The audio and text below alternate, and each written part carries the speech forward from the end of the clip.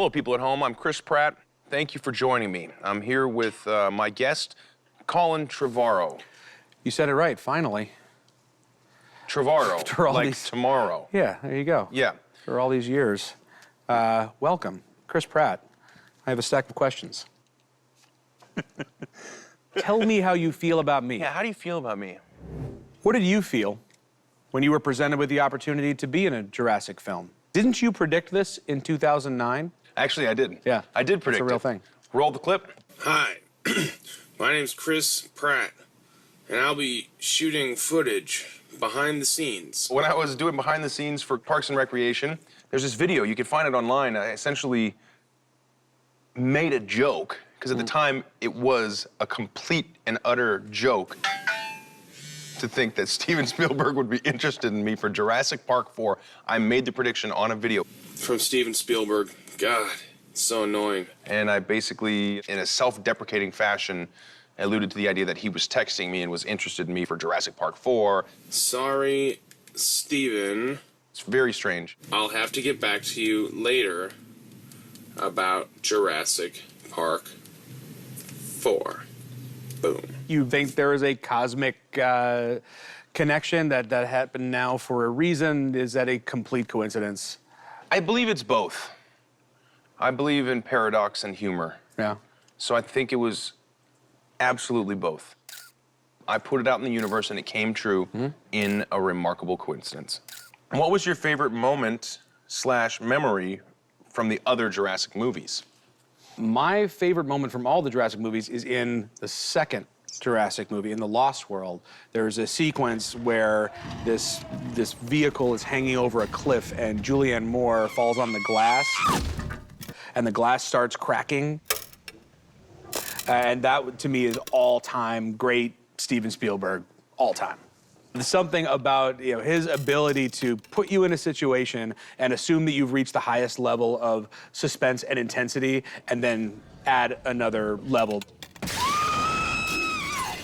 Also, when the kid in the first Jurassic Park film goes into the freezer and you've got the raptor coming to get him, and then the raptor gets in and he's trying to get out, and instead of the kid running out, he cuts to the feet slipping on the ice and just adds this other layer. Yes. But every time it shocks and surprises you, it never feels like he's even thinking about it. It feels natural, and God, do I aspire to that.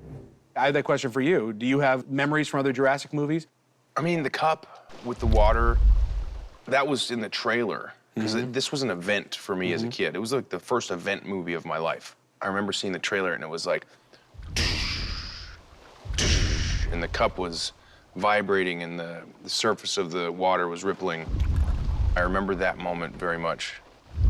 I remember when the lawyer sits down on the toilet and then the dinosaur rips everything around him, and it's just him praying on the toilet, and then right before he gets eaten.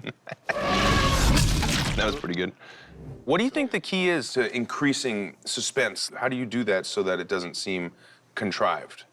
I think you imagine yourself a child in that scenario every time around, and I think that the fear that you had when you were a kid, it wasn't rationalized by all the things you've learned about the safety precautions we have in place to protect us as humans. Yeah. And so I think if you imagine yourself an 8-year-old, whether you're in a freezer on the edge of a boat and a shark's trying to get you, I think the reaction that a child would give is going to be the most honest and real and elemental that you could possibly come up with.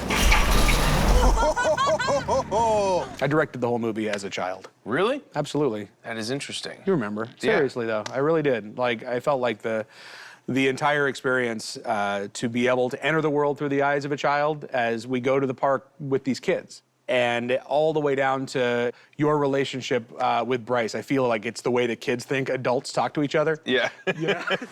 What is that supposed to mean? It means I'm ready to go. Okay. What was the moment on set when you realized I am in a Jurassic Park movie? This is happening and this is real. There were a lot of moments, like the whole movie. All of the moments. Every moment. Everything that was reminiscent of the original movie, like the old visitor center, the old Jeep, things like that. Then when we started doing practical effects, like the Jeep crashing and me diving out of the way or the log rolling behind us, those things. Yeah, kind of the whole movie. I mean, kind of the whole thing. There wasn't really ever a moment where I was like, oh, this is just another day at the office. The whole time I was like, you're in Jurassic World, don't screw it up. And I felt like we're part of a great big classic movie. Like, hold on to your butts. Let me ask you this. There was at one point an idea where I think Indominus comes out and sees an animatronic T-Rex and then bites its head off and spits it out. Yeah. And like very much murders this thing. In a way, as we move forward with technology, CG becomes so good and animatronic becomes a bit more archaic. Do you think that scene in itself was a metaphor for what's happening with animatronics?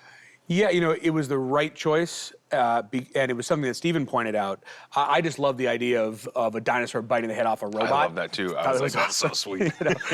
But that's the problem. I think, like, you know, I get excited because something's awesome. And I don't necessarily think about all of the reasons why how it might be interpreted by people. And Steven has a really good eye for how things will be processed. And he saw that and felt like he didn't want anyone to think that we're saying our CGI dinosaur is biting the head off of an animatronic and destroying animatronics and you know, asserting its dominance in any way, because neither of us feel that way. Oh, okay, this is fun. So the kiss scene. Yeah. When you kiss Bryce Dallas Howard surrounded by dying pteranodons as one like kamikazes behind you. What did you think about that moment when I suggested that you do that? I was really curious to see whether or not it would fit into the movie, because I mean, like, in balancing the tone of this, you've got like the suspense, you've got humor, the high stakes action. And so I think it was smart to get it in that moment. And it was just another example of why I was right to put so much trust in you in this movie, because it never would have occurred to me to add that. I'm thinking, like, things are flying out of the sky, I've got to save these kids, I got to try to save these people. And so, like, to think of adding an element of romance in there was something I wouldn't have thought of. And if I remember correctly, we didn't tell Bryce. No, that was a surprise. Yeah, we surprised her with that. They're all so excited. The idea was, we're just going to have Chris Pratt surprise her in front of 200 people. That was awesome. And that's the take that's in the movie. Is it? Absolutely. And that's why it works. Yeah. You know, in moments of high tension and trauma, when people go through something together, there's something very cathartic about, you know, what's something that we know as humans to do when we're just, you know, oh God, I just love whoever's around me. I love you. Yeah. And you know, I think that when it comes to tone, this is one of the very few kinds of movies that has to be, you know, funny, adventurous, scary, science fiction, you know, about ethics. And I wanted an opportunity for us to go to the wall on every single one. It was just an awesome experience. Pretty cool. Spared no expense. It was a pleasure. And thank you for hanging out on the set of Jurassic World and being in my movie. Thanks for having me. Well, guys, this has been Chris and Colin Take on the World. Signing off. We bid you adieu.